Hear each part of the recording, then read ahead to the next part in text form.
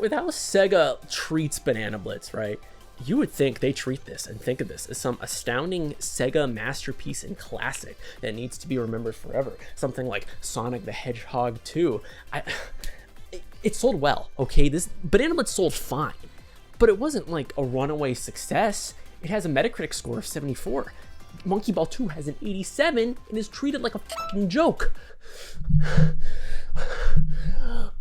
Why?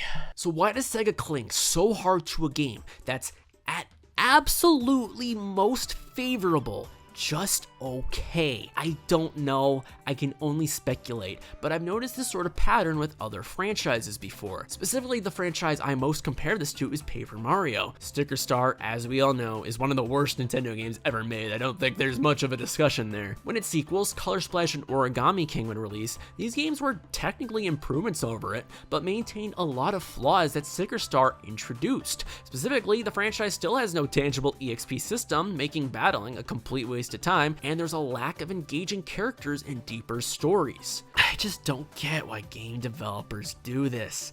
Anything I come up with here is just conjecture. We don't have any real answer and probably never will. So I want to emphasize that before putting in my guess, but it just feels to me like this is some sort of arrogance. To me, it feels like the developers almost feel like that the game we spent so much time on and felt good about failed, so you're gonna like it, deal with it. Now, I don't think the game developers literally sit around like Wreck-It Ralph villains or anything plotting how to ruin a series, but it just does feel like there's at least some level of disregarding the fans and wanting to say to them that the way we see this is better and you're goddamn wrong. Why else would you remake two games that were borderline masterpieces and force Banana Blitz elements on top of it? It's ridiculous. Even the T2ID remake, as good as it was based on Origami King's engine and was only 30 FPS, which pissed off a lot of fans. There are just these moments in both series where I'm just like,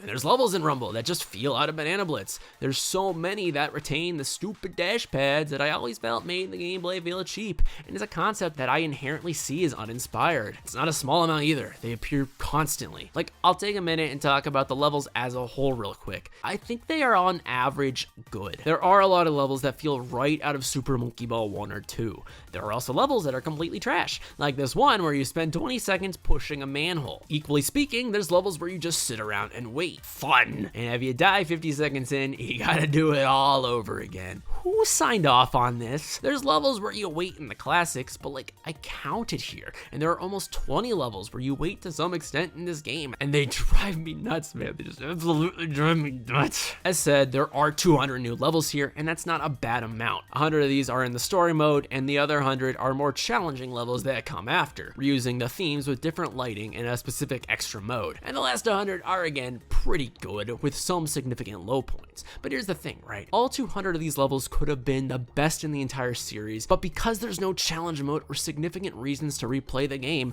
I introduce to you my most philosophical and thought-provoking question. Who the fuck cares? Like, okay, if you're not a speedrunner, do you replay Super Mario Galaxy over and over and over again? You might think it's a great game, and of course it is. It's nearly a masterpiece with some flaws, but you probably have only done a handful of playthroughs of it in your life. Monkey Ball is trying to resemble that kind of game now, but with shorter levels, designed in the style of an arcade game. It just doesn't make sense. I've sighed so many times in this review that my thermometer is up to 90 degrees inside of here.